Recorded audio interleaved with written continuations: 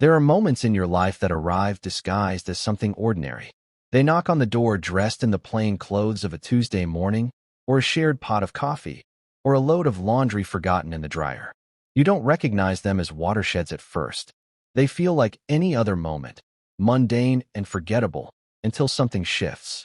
A word, a glance, a gesture so small it barely registers on a seismic scale, but it's enough to send a hairline fracture through the bedrock of your reality. For me, that moment was a t-shirt. A simple, worn-out, gray cotton t-shirt of mine that had gone missing from the laundry basket a week prior. I hadn't thought much of it, assuming it had been sacrificed to the mysterious void that exists between the washer and the dryer, a small domestic tribute to the gods of lost socks and misplaced keys. But then, on a quiet Saturday, I found it. It wasn't in the void. It was on him. I had woken up early, a habit ingrained from years of chasing the morning light for my photography. The apartment was still, wrapped in the cool, blue-gray hush of dawn. Liam was usually a late sleeper, especially on weekends, his body demanding tribute for the grueling hours he spent in the pool, carving his way through the water with a relentless grace that always astounded me. I'd made coffee, the rich, dark smell filling the small kitchen, and was settling onto the living room sofa with my laptop when I heard his bedroom door creak open. I didn't look up immediately, just offered a low "Morning," expecting the usual mumbled response as he shuffled past towards the caffeine. But he didn't shuffle past. He stopped. The silence stretched, and I felt the weight of his gaze on me, a physical pressure that made me finally lift my head. And there he was, standing in the archway between the living room and the hall, bathed in the soft, diffused light filtering through the large window. He was rubbing the sleep from his eyes with one hand, his dark hair a mess of chaotic perfection, and he was wearing my shirt.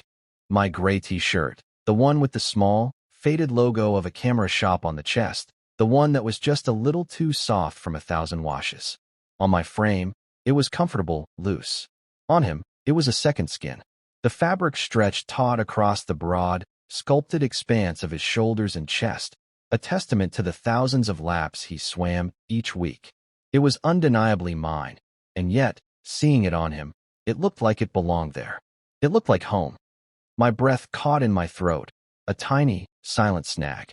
My mind, usually a quiet gallery of images and light, suddenly became a cacophony of unanswerable questions. We'd been friends for 6 years, housemates for 3. We'd shared everything: bills, groceries, late-night conversations about everything and nothing. Our lives were interwoven in a comfortable, platonic tapestry. I had long ago packed away my own feelings for him, storing them in a locked room in the furthest corner of my heart, a place I rarely visited. It was safer that way.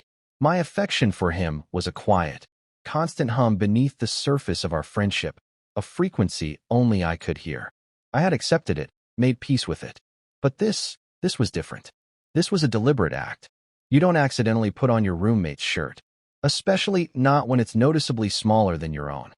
He finally lowered his hand, his eyes, the color of a stormy sea, meeting mine. A flicker of something I couldn't name, apprehension, maybe, or vulnerability, passed through them before he gave me a small, hesitant smile. I just stared, my own expression probably a blank canvas of shock. My voice, when I finally found it, was rougher than I intended. "That's my shirt." It wasn't an accusation, not really. It was just a statement of fact, a fragile anchor in a suddenly churning sea. He looked down, as if just noticing the soft gray cotton clinging to his torso. He plucked at the hem, his fingers tracing the worn fabric. He didn't look embarrassed or surprised. He looked thoughtful. He met my eyes again, his gaze steady, and his voice was so quiet I almost didn't hear it over the frantic pounding of my own heart. "I know," he said. "It smells like you." And then, the most devastating part. He didn't move to take it off. He just stood there, wearing my scent, wearing a piece of me, looking at me with an expression that I couldn't decipher, but that made the floor drop out from beneath me. In that moment, the ordinary Saturday morning fractured, and I knew, with a terrifying, exhilarating certainty, that nothing would ever be the same. He wouldn't take it off, and I didn't know how to ask him to. I didn't know if I even wanted to.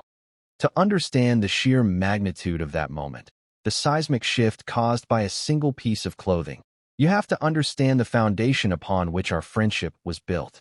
Liam and I were a study in contrasts, an unlikely pairing that somehow worked with the seamless logic of a dovetail joint.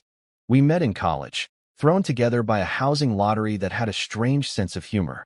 I was a quiet, observant art student. My world lived through the viewfinder of a camera, my pockets perpetually full of film rolls and lens caps. My idea of a wild night was spending hours in the darkroom, watching images slowly bloom to life in the chemical bath, a kind of magic that never got old.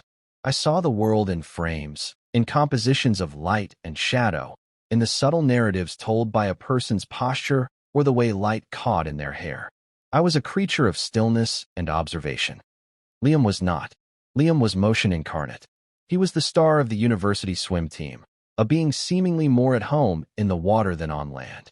His energy was kinetic, a vibrant, crackling thing that drew people to him like moths to a flame. He was all bright smiles, easy laughter, and a casual confidence that I found both intimidating and utterly mesmerizing. His world was one of chlorine and lactic acid, of early morning practices and the roar of the crowd, of pushing his body to its absolute limit and then pushing further. He was a force of nature, a summer thunderstorm to my quiet, overcast sky. Our shared dorm room should have been a disaster, a clash of two completely different worlds. Instead, it became a sanctuary. He respected my need for quiet, my strange hours, my clutter of camera equipment. He learned to move around my tripods and drying prints with a surprising grace. In return, I learned to sleep through his 5 a.m. alarm, to have a towel and a protein bar ready for him when he stumbled back from practice, his body radiating a cold, damp exhaustion. We found a rhythm. I would listen for hours as he talked about the pressures of competition, the fractions of a second that separated victory from defeat, the relentless ache in his shoulders. He, in turn, would sit patiently on the floor of my makeshift darkroom, watching me work, asking questions about f-stops and shutter speeds, his usual boisterous energy subdued into a quiet curiosity in the dim, red light. He said he liked watching me create something out of nothing. I never told him that I felt the same way watching him swim, creating a perfect, fluid line of power in the chaotic churn of the water. The friendship was immediate and deep. But for me, something else took root in that first year, something I did my best to ignore, to prune back before it could grow into something unwieldy and dangerous. It was an awareness, at first, an awareness of the way his laugh could make the whole room feel warmer. An awareness of the spray of freckles across his nose and shoulders, visible only in the summer. An awareness of the sheer, breathtaking physicality of him. The way his muscles coiled and bunched when he stretched, the casual way he'd walk around shirtless after a shower, droplets of water clinging to the sharp lines of his collarbones. I started capturing him in photographs, not for any class, but for myself. Candid shots, mostly. Liam asleep in a sunbeam on the rug, his face utterly peaceful. Liam laughing with his teammates, his head thrown back in pure, unadulterated joy. Liam staring out the window at a rainstorm, his expression thoughtful and distant. My camera became a shield, a way for me to look, really look, at him without betraying the depth of what I was feeling. Through my lens, my intense focus could be disguised as artistic dedication. I was just composing a shot, just studying the light. But in the quiet of the darkroom, as his image emerged on the paper, I couldn't lie to myself. Each photograph was a love letter I would never send. I was documenting the million tiny things I loved about him, preserving them in silver gelatin. It was a painful, secret kind of worship. I knew he didn't see me that way. He saw me as his friend, his confidant, his steady, reliable roommate, the brother he'd never had. He'd clap me on the shoulder, sling an arm around me, lean against me on the couch while we watched movies, all with an easy, unthinking physicality that was both a blessing and a curse. Each touch was a small, sharp shock to my system, a reminder of the chasm between what we were and what I secretly, foolishly, wished we could be. He had girlfriends, of course, a string of bright, pretty girls who fit seamlessly into his world of athletic banquets and weekend parties. I was always polite, always friendly. I learned to perfect a mask of cheerful indifference, to ask the right questions about how things were going, to offer advice when he was confused by them. I became an expert at compartmentalization. The part of me that was Liam's best friend was genuinely happy for him. The other part, the part that lived in the locked room of my heart, would quietly ache, cataloging the way he looked at them, the way he held their hands. I told myself it was enough. His friendship was a gift, a brilliant, warm light in my life, and I would not do anything to risk extinguishing it. The thought of confessing, of seeing his kindness curdle into pity or discomfort, of losing him entirely, it was unthinkable. So I built my walls high and strong. I became the quiet observer, the keeper of his secrets, the platonic harbor in his often stormy life. And for years, that was enough. The boundary was clear, a stark line drawn in the sand, and we both respected it. He had his world, and I had mine, and we met in the comfortable, well-defined space in between. After college, it seemed the most natural thing in the world for us to get an apartment together.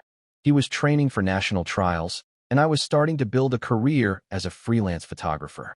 Our routines were already perfectly enmeshed.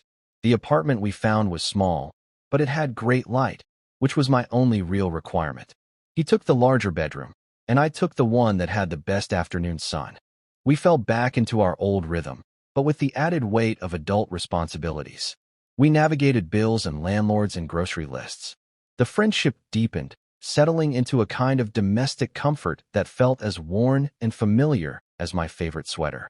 He was dating a woman named Chloe, a marketing exec he'd met through a mutual friend. She was smart and ambitious, and, from what I could see, she made him happy. They had been together for almost 2 years. I had relegated myself to the permanent role of the supportive friend, the stable fixture in the background of his life. The door to that secret room in my heart was firmly locked, the key all but thrown away. I had convinced myself I was content with the view from the outside. And then, the foundation began to crack. The shift began not with a bang, but with a phone call. I remember the evening with photographic clarity. It was a Tuesday in late October, the kind of evening where the autumn chill had a real bite to it, and the sky outside our living room window was a deep, bruised purple. I was editing a recent shoot, lost in the meticulous process of adjusting color balances and sharpening details, the quiet clicks of my mouse the only sound in the room. Liam had been out, a planned dinner with Chloe. He was late, which was unusual for him. Usually, if his plans changed, he'd send a quick text. I felt a low hum of anxiety, a subtle disquiet that I tried to dismiss as me just being overprotective. Then, my phone buzzed on the table beside me. It was him. "Hey," I answered, trying to keep my voice casual. "Everything okay? You're late." There was a pause, filled with the muffled sound of city traffic. When he spoke, his voice was hollow, a ghost of its usual vibrant timbre. Can you come get me?" My stomach tightened. "Get you? Where are you? What happened?" "I'm at the park. Near the fountain," he said, his voice cracking on the last word. "Chloe, it's over." The words hung in the air, cold and sharp. Over. A 2-year relationship, a future he had been mapping out, erased in a single evening. I didn't ask for details. All I heard was the raw, splintered pain in his voice. "I'm on my way," I said, already closing my laptop and grabbing my keys. "Don't move. I'll be there in 10 minutes. I found him sitting on the cold stone rim of the fountain, which had been shut off for the season. He was just staring into the empty basin, his broad shoulders slumped in a way I'd never seen before. He looked smaller, diminished, as if the vibrant energy that always surrounded him had been drained away, leaving only a fragile, desolate shell. When he looked up at me, his eyes were red-rimmed and lost. He didn't say anything. He just stood up, and the moment I was close enough, he fell into me, his arms wrapping around my back, his face buried in the crook of my neck. His body was racked with silent, shuddering breaths. I held him, my own arms coming up to encircle him, my hand resting on the back of his head. He was so much bigger than me, so much stronger, but in that moment, he felt impossibly fragile, like a ship torn from its moorings and tossed in a violent storm. I was the only anchor he had left. That night was the beginning of the ritual. It was the first time the clearly defined lines of our friendship began to blur, the colors bleeding into one another.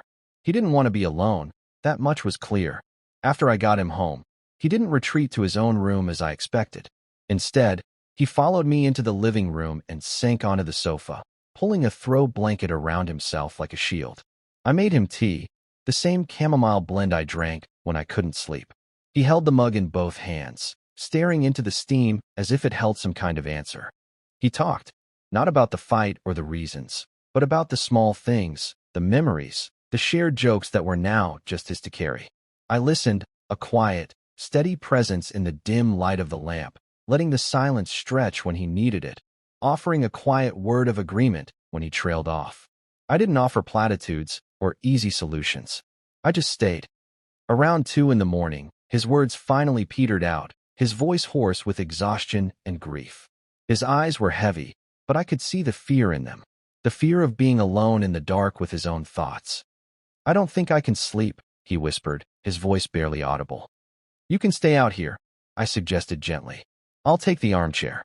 He shook his head, a small, almost imperceptible movement. "No. Would it be weird if I just stayed in your room? On the floor or something? I don't want to be by myself." My heart did a slow, painful lurch.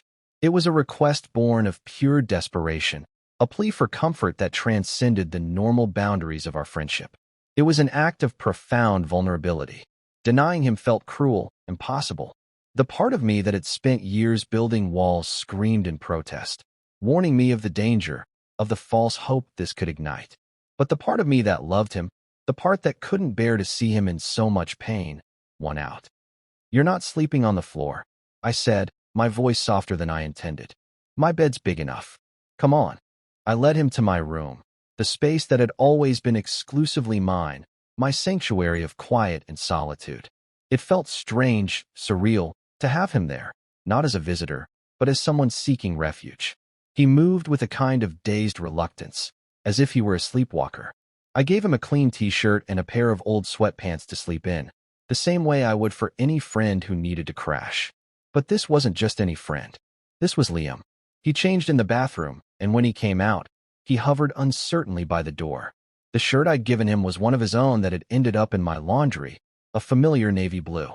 My bed, a simple queen with a gray duvet, suddenly looked enormous and intensely intimate. I pulled back the covers on the side furthest from the wall. "It's okay," I said, trying to project a calm I was far from feeling. "Just get some sleep." He slid into the bed, lying stiffly on his back, his hands clasped over his stomach. He kept as much distance between us as possible, his body a rigid line of tension. I turned off the main light, leaving only the small lamp on my nightstand glowing, casting long shadows across the room. I got in on my own side, the mattress dipping with my weight, a small, significant shift. We lay there in silence for what felt like an eternity, two separate islands in the same sea of sheets, the space between us charged with unspoken things.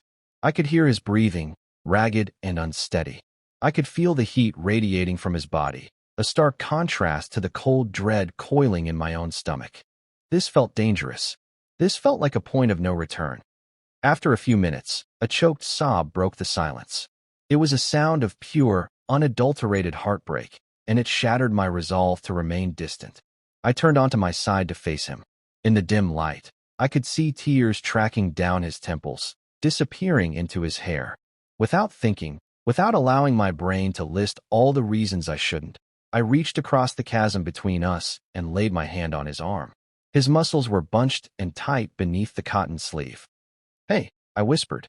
"It's going to be okay." At my touch, something in him broke. He turned toward me, a desperate, clumsy movement, and buried his face in my shoulder, his body shaking with ragged sobs. He wasn't the invincible athlete anymore, not the confident, laughing man everyone knew. He was just a person in pain, seeking the most basic human comfort. Instinct took over. I wrapped my arms around him, pulling him closer, my hand stroking his back in slow, soothing circles. I held him until his sobs subsided into quiet, exhausted breaths, until the tension finally seeped out of his body, and he fell into a heavy, troubled sleep, his head still resting on my chest, his breath warm against my neck. I lay awake for hours, my heart pounding a frantic, terrified rhythm, a lighthouse keeper watching a storm finally break, knowing the coastline would be forever changed in the morning. This became the ritual. It wasn't every night, at first. It was just on the bad nights, the ones where the silence in his own room became too loud, too full of ghosts. He would appear at my door, a shadow of his former self, his eyes pleading. He never had to ask. I would just move over and lift the covers. He would slide in, and we would lie there, back to back at first, two soldiers in a quiet truce with the darkness. But the nights were cold, and the grief was colder. Inevitably, one of us would shift, a hand would brush an arm, and the magnetic pull of shared warmth and comfort would draw us together. It evolved into a silent language. A nudge of his foot against mine was a question. My arm settling around his waist was the answer. We would end up tangled together, a complicated knot of limbs and blankets, his back pressed against my chest, or his head pillowed on my shoulder. For me, these nights were a unique and exquisite form of torture. To have him so close, to hold him, to feel the steady beat of his heart against my own. It was everything I had ever secretly wanted. But it was all under a false pretense. I was not his partner. I was his placeholder. I was a human hot water bottle, a breathing security blanket. I was a stand-in for the comfort he had lost. I had to constantly remind myself of this, to keep my own feelings on a tight leash. I couldn't let my hand linger too long on his hair. I couldn't press my lips to his temple when he was muttering in his sleep. I had to be a sanctuary, not a suitor. My role was to absorb his pain, to offer a safe harbor until his storm passed. And then what? I tried not to think about that. I tried not to think about the day he would feel whole again, the day he wouldn't need me anymore. The thought was a cold, sharp dread that I pushed down with all my strength. During the day, we navigated a strange new territory.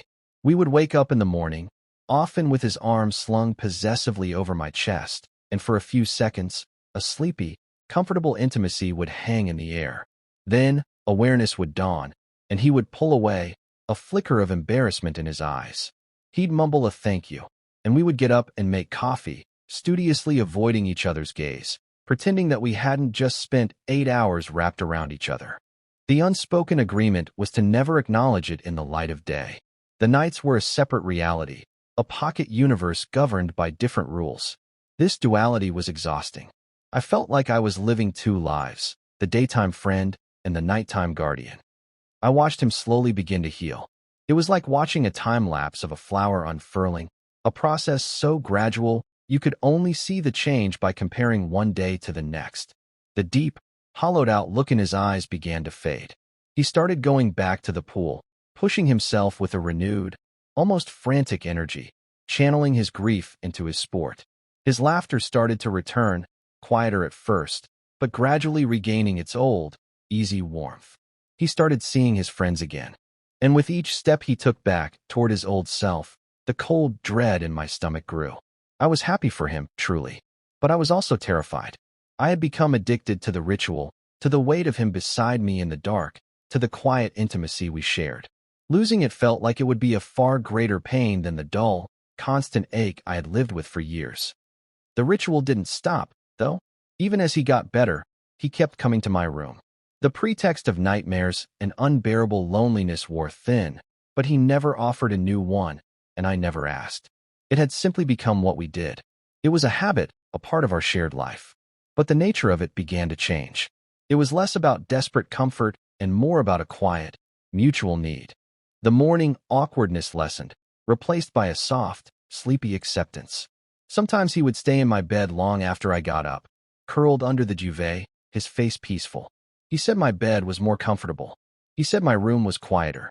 He said he just slept better there. I accepted these reasons, these thin veils of plausibility, because the alternative was too terrifying to contemplate. The alternative was that this meant something more, and if I acknowledged that, I risked shattering the fragile peace we had built. And that brings me back to the shirt. He had been healing for months. The raw wound of his breakup had closed over, leaving a faint, silvery scar. He was himself again, mostly. The ritual of sleeping in my bed had become so ingrained that it no longer felt like a response to a crisis. It just was. And then he started wearing my clothes. It began subtly. A pair of my socks when he couldn't find a clean pair of his own. A hoodie of mine he'd grab on his way out the door because it was closer than his. I didn't think much of it. We were housemates, lines blurred. But the t-shirt was different. It wasn't a grab of convenience. My laundry basket was in my room. He would have had to go in there, pick it out, and consciously decide to wear it. So when he stood there in the archway, bathed in the morning light, wearing my shirt and telling me it was because it smelled like me. It felt like a confession. It was a deliberate act of intimacy that couldn't be explained away by grief or convenience. It was a bridge built across the chasm of plausible deniability. He was wearing my scent like a shield or a claim, and he wouldn't take it off. He wore it all day. He wore it as we made breakfast, the worn cotton a soft gray against the backdrop of our kitchen. He wore it as he lounged on the sofa, reading a book. He wore it when his friend Mark came over to watch the game, and I saw Mark do a subtle double take, his eyes flicking from the shirt on Liam's back to me, a question in his gaze. Liam either didn't notice or didn't care. That night, the tension in my room was different. It was no longer the quiet hum of unspoken affection on my side and oblivious need on his. It was a tangible, thrumming thing, a high-voltage current flowing between us. When he came to my room, he was still wearing the shirt. He slid into bed, and for the first time, he didn't wait for me to initiate any contact. He turned to face me immediately, his body close, his knee brushing against mine. The soft, familiar scent of my own laundry detergent, mixed with the unique, warm scent of his skin, filled the small space between us. It was intoxicating and deeply unsettling. We lay there for a long time, just looking at each other in the dim glow of the nightstand lamp. His sea-storm eyes were dark, searching mine for something. I felt stripped bare, as if he could see all the way down to the secret room in my heart, the one I'd kept locked for so long. The silence was deafening. It was no longer a comfortable silence, but one stretched taut with everything we weren't saying. I could see the pulse beating in the hollow of his throat. My own heart was a frantic drum against my ribs. I knew we were standing on a precipice. The next word, the next move, would send us over the edge. I was terrified of falling, but the thought of stepping back, of returning to the safe, lonely ground we had occupied before, was suddenly unbearable. He was the one who broke the silence. He lifted a hand, his fingers hesitating for a fraction of a second before they came to rest on my jaw, his thumb stroking softly against my cheek. His touch was feather-light, but it sent a shockwave through my entire system. My breath hitched. His eyes never left mine, and they were filled with a terrifying mix of uncertainty and resolve. "Leo," he whispered, the first time he'd used my name in this space, in this way. It sounded different, freighted with a new weight. I couldn't speak. I could only look at him, my entire being focused on the feel of his thumb against my skin. "I don't know what I'm doing," he said, his voice a low, rough murmur. "I feel like I'm going crazy. My head is a mess. But the only time it's quiet, the only time anything makes sense, is when I'm in here. With you." Every word was a careful, deliberate step onto the fragile bridge he was building between us. He was admitting it. He was admitting that this was more than just grief. My throat was tight, my lungs burning for air I couldn't seem to draw in. "This isn't about her anymore, is it?" he continued, more to himself than to me. "I don't think it has been for a long time." He shifted closer, the space between us vanishing completely. His forehead came to rest against mine. I could feel his breath on my lips, warm and sweet. He smelled of my shirt, of my life, intertwined with his. It was overwhelming. "Would it be okay?" he whispered, his voice trembling slightly. The question hung in the air, fragile and immense. "Would it be okay if I kissed you?" The world stopped. The cacophony in my head went silent. All the fear, all the years of hiding, all the carefully constructed walls, they just dissolved. There was only his question, an offering of such profound, terrifying vulnerability. He was giving me the choice. He was giving me all the power. I could say no, and we could try to go back. Or I could say yes, and we would fall. I didn't say yes. I couldn't. The word was trapped behind the lump in my throat. So instead, I closed the final, infinitesimal distance between us and pressed my lips to his. It wasn't a passionate kiss, not like in the movies. It was hesitant, soft, a question and an answer all at once. It was the taste of salt from tears I hadn't realized were falling, the feel of his chapped lips, the stunning, overwhelming relief of finally being able to touch him without pretending it was an accident. It was the most honest thing I had ever done. He made a small sound in the back of his throat, a sigh of surrender, and his hand tightened on my jaw, holding me there as he kissed me back.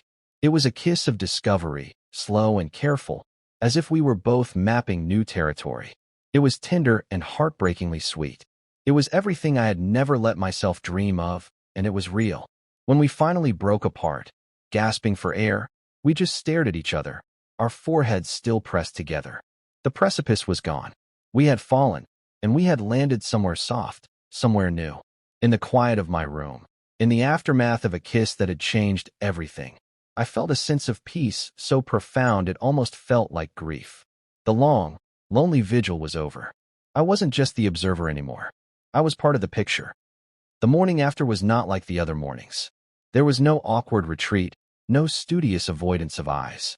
When I woke, it was to the unfamiliar but deeply comforting weight of his head on my chest and his arm thrown securely over my waist, his fingers laced with mine. He was still asleep, his face relaxed and peaceful in a way I hadn't seen in months, maybe years. The gray t-shirt, my t-shirt, was rumpled around his torso. I lay there for a long time, not daring to move, committing every detail to memory. The way a stray lock of his dark hair fell across his forehead, the soft, even sound of his breathing, the warmth of his hand in mine. This felt fragile, like a dream I was afraid to wake from. The kiss had been real, I knew it had, but the daylight brought with it a host of anxieties. What did this mean? What were we now? When he finally stirred, his eyes fluttered open and met mine. There was a moment of pure, unguarded recognition, a soft smile touching his lips. He didn't pull away. If anything, he snuggled closer, his nose nuzzling against my collarbone. "Morning," he murmured, his voice thick with sleep. "Morning," I whispered back, my heart doing a nervous flip. We stayed like that for a while, wrapped in a cocoon of quiet intimacy. It was a perfect, crystalline moment, and I wanted to freeze it, to keep it safe in a darkroom of my own making. But the world outside the bedroom door was waiting. Eventually, the need for coffee and the demands of the day intruded. But as we got up, the easy, domestic silence felt different. It was no longer a shield against awkwardness, but a comfortable blanket of shared understanding. Or so I thought. The shift was subtle at first. As we moved around the kitchen, making breakfast, I noticed a new hesitancy in him. He kept his distance, his movements careful, deliberate. The easy physical contact that had defined even our platonic friendship was gone. He didn't bump my shoulder as he reached for the milk. He didn't lean against the counter next to me while he waited for the toast. He was creating space, and every inch of it felt like a rejection. I tried to ignore it, telling myself he was just processing, that we were both navigating a new landscape without a map. But the anxiety began to coil in my gut again, cold and sharp. By the afternoon, the space had become a chasm. He was quiet, withdrawn. He holed up in his room, the door pointedly closed. When I knocked to ask if he wanted lunch, he answered through the door, his voice strained. "Not hungry. Thanks." The door remained shut. It felt like a slap in the face. All our unspoken rules had been rewritten, and the most significant one had been the symbolism of our doors. His had always been open, an invitation. Mine had become a sanctuary for him. Now, his was a barrier.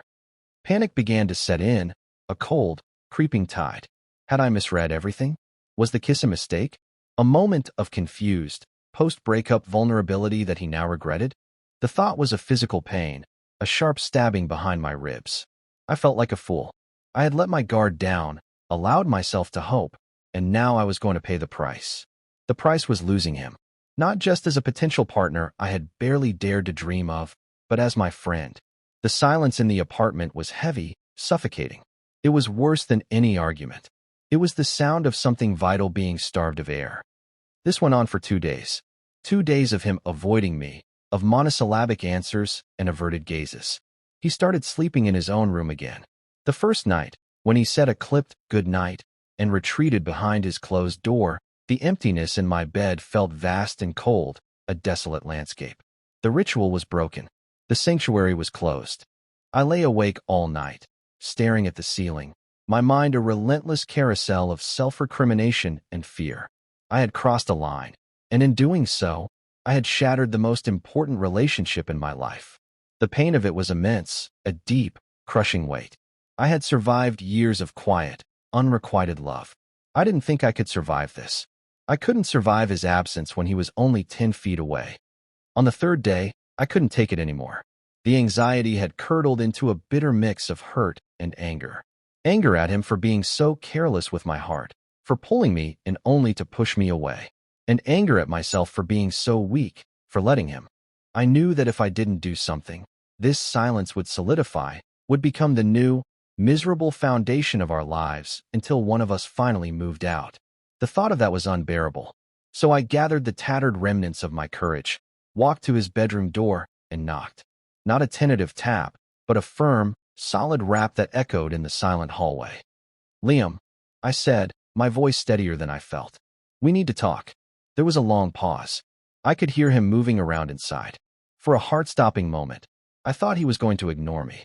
Then, the lock clicked, and the door opened a few inches. He stood there, blocking the entrance, his face a mask of exhaustion and turmoil. He wouldn't meet my eyes.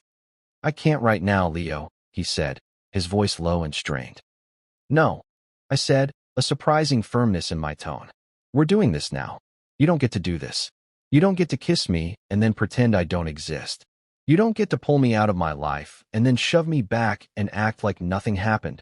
The words tumbled out, fueled by days of pain and sleepless nights. My voice started to shake. I deserve more than that. Our friendship deserves more than that. That got through to him. He flinched, and finally, he looked at me. His eyes were haunted. He looked just as miserable as I felt. Without a word, he stepped back, opening the door wider. I stepped inside. His room was a mess, clothes strewn on the floor, his bed unmade. It was the physical manifestation of his mental state. He didn't sit down. He just stood by the window, his back to me, staring out at the gray city street. "I'm sorry," he said, his voice muffled by the glass. "I'm so sorry, Leo. I'm an idiot. I don't need an apology, Liam," I said, my anger deflating, replaced by a deep, weary sadness. "I need an explanation. What is going on in your head? Just talk to me, please." He took a deep, shuddering breath. "I told you I didn't know what I was doing." I wasn't lying. He turned around, and the raw confusion on his face was heartbreaking. "That night, kissing you, it felt right. It felt more right than anything has in a very long time. In the morning, waking up next to you, it was perfect. And that's what scared the hell out of me." He ran a hand through his hair, a gesture of pure frustration. "All my life, things have been simple. I swim. I study. I date girls. That's the track my life is on. It's what everyone expects. It's what I expected. I've never felt this way about a guy before. About a friend. About you." His confession hung in the air between us, vulnerable and raw. This was the heart of it. It wasn't about me, not really. It was about him. It was about his entire conception of himself being thrown into chaos. "And then I kissed you," he continued, his voice dropping to a whisper. "And it wasn't confusing. It was the clearest thing in the world. And the minute I felt that clarity, I panicked.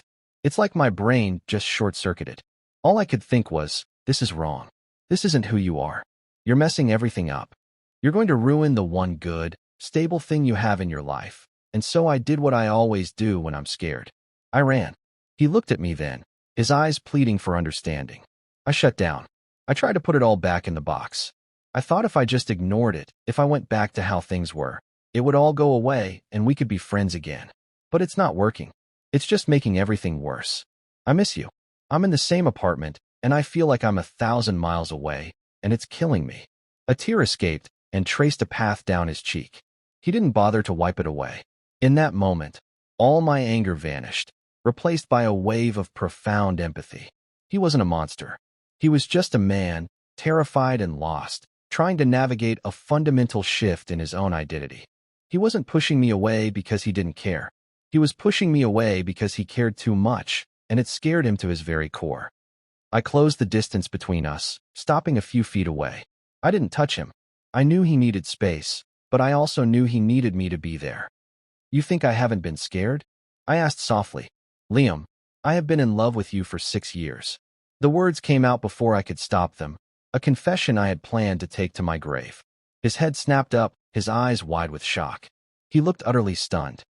"For 6 years," I repeated, my voice gaining strength with the truth of it.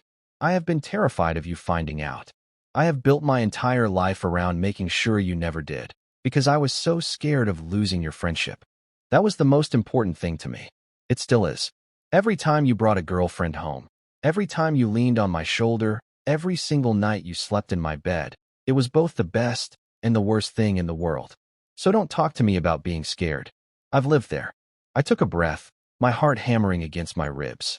What you're feeling, this confusion, it's okay. It's okay to be scared. But it's not okay to shut me out. We have been through everything together. We can get through this.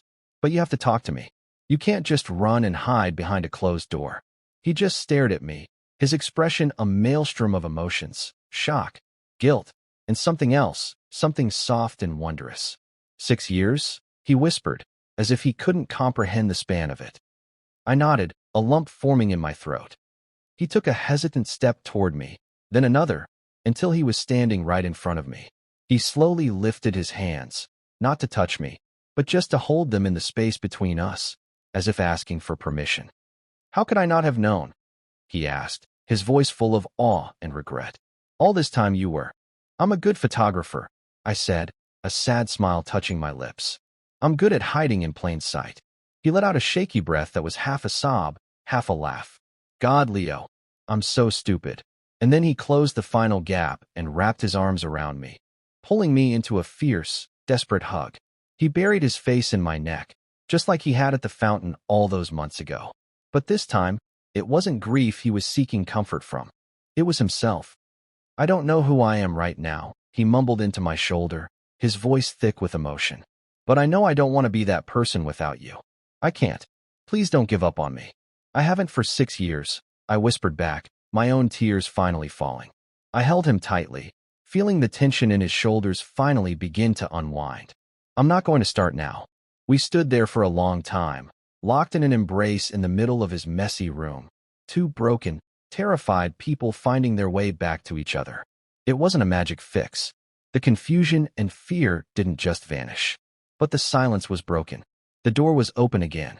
And for the first time in days, I felt a fragile, tentative flicker of hope. We had crossed the line, stumbled, and fallen apart. But now, maybe, just maybe, we could start putting the pieces back together. Not as they were before, but as something new, something honest. The conversation in his bedroom wasn't a resolution, it was a beginning. It was the tearing down of a dam, allowing years of unspoken feelings on my side and a torrent of new, confusing emotions on his to finally flow. In the hours that followed, we talked. We sat on the floor of his room, the afternoon light fading to a dusky gray outside, and we laid everything bare. I told him about the photographs, the secret collection of moments that chronicled my love for him. I told him about the ache of watching him with his girlfriends, about the quiet agony and joy of our nightly ritual. I emptied the locked room of my heart, revealing all its dusty, hidden corners. He, in turn, talked about his confusion, his deeply ingrained expectations for his own life. He spoke of the undeniable pull he felt toward me, a force that both comforted and terrified him. He admitted that wearing my shirt hadn't been a conscious thought at first. He'd just seen it, and the idea of having something of mine, something that held my scent, felt like a necessary comfort, a tangible piece of the safety he only felt with me.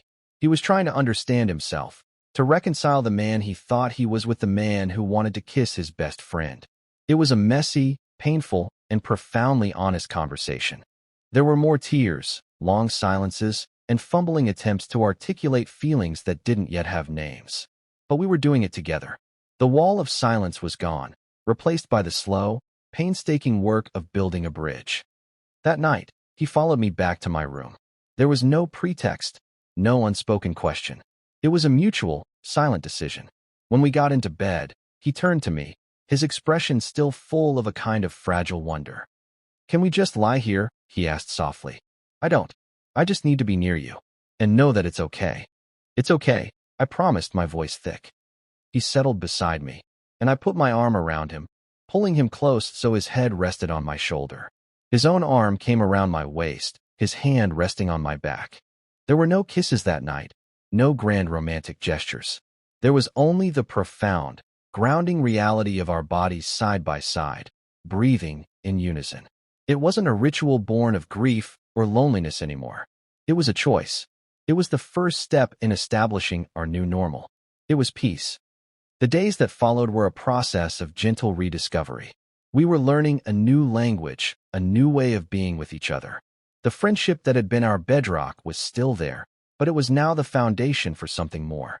We started to incorporate small, intentional acts of affection into our daylight hours. A hand on the small of my back as I reached for a coffee mug, his fingers lacing through mine for a brief moment as we sat on the sofa. A lingering look across the room that said more than words ever could. Each gesture was a quiet confirmation, a reinforcement of the bridge we were building. It wasn't always easy. There were moments of doubt, flickers of his old fear. I would see him get quiet, his brow furrowed, and I would know he was wrestling with those old ghosts, the societal expectations he had internalized for so long. But now, instead of running, he would talk to me. He would voice his anxieties, and I would listen, reminding him that we were on no one's timeline but our own, that he didn't have to have all the answers right now. All he had to do was not shut me out. My role had shifted from a passive observer to an active partner in his journey of self-discovery and in my own journey of finally being seen. A week after our big conversation, I was in the living room, sorting through a box of old prints. Liam came and sat on the floor beside me, picking up a photograph. It was one of the first ones I had ever taken of him, 6 years ago, in our old dorm room. He was asleep on his bed, a textbook open on his chest, a sliver of afternoon sun illuminating the dust motes dancing in the air around him. He studied it for a long time, his expression unreadable. "You really saw me, didn't you?" he said quietly, not looking up from the print. "Even then, I always saw you," I replied, my voice soft. He placed the photograph carefully back in the box and then reached out, taking my hand. He brought it to his lips and pressed a gentle kiss to my knuckles. It was a gesture of such profound tenderness, of gratitude and apology and promise all at once, that it took my breath away. It felt more intimate than any passionate kiss could have. It was an acknowledgement of my years of silent devotion, a validation of the love I had guarded for so long. Our life together began to find its new rhythm, a melody composed of both old, familiar notes and new, breathtaking harmonies. The nights in my bed were no longer about seeking refuge from a storm. They were about coming home. The space became ours, not just mine. Sometimes we talked for hours in the dark, and sometimes we just fell asleep in a comfortable, tangled heap, the quiet reassurance of each other's presence enough. The door to my bedroom, which had once been a gateway to a secret sanctuary, was now simply the door to our room. And often, we closed it, not to shut the world out in fear, but to keep our shared world in, to protect the fragile, beautiful thing we were building. One morning, months later, I woke up to find him already awake, propped up on one elbow, just looking at me. A soft, easy smile played on his lips. "What?" I asked, my voice still rough with sleep. "Nothing," he said, his voice a low, happy rumble. I like waking up here. With you." He leaned down and kissed me, a slow, lazy morning kiss that was full of certainty and warmth. There was no hesitation, no fear. There was only us. The journey had been long and fraught with a quiet kind of pain.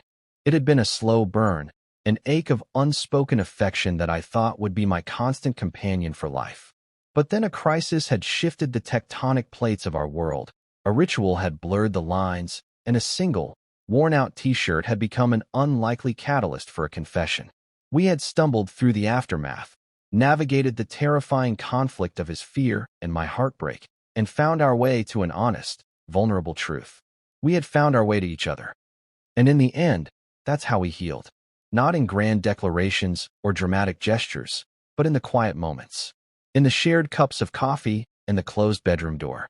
In the comfortable silences and the late-night conversations. In the gentle, grounding touch of a hand in the dark. We began to heal in the beautiful, honest silence we had learned to create together, a silence that wasn't empty, but full of everything we had finally found the courage to say. It was the quiet peace of finding a safe emotional harbor, of knowing, without a doubt, that you are finally home.